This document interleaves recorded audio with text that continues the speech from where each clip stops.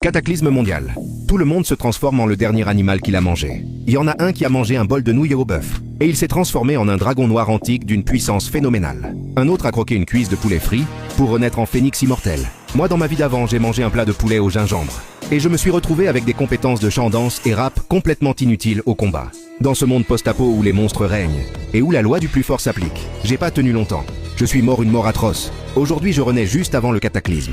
Je connais d'avance tous les secrets de la fin du monde.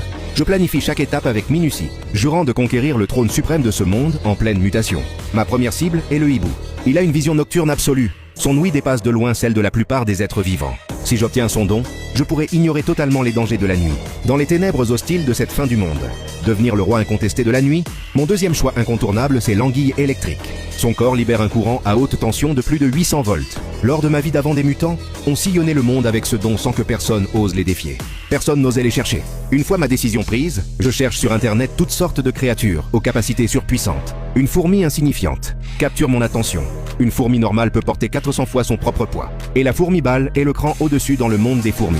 Elle figure parmi les 10 espèces les plus venimeuses du monde.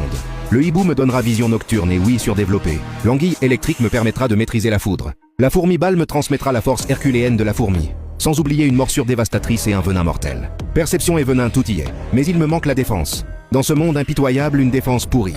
Même avec une attaque de dingue, je finirai chassé par d'autres mutants. Ou dévoré par des monstres. Cette seconde vie, je veux me transformer en un guerrier complet, sans le moindre point faible. Côté défense, vaut-il mieux choisir la tortue ou le crocodile? Dans ma vie d'avant, j'ai vu quelqu'un manger du crocodile avant la mutation.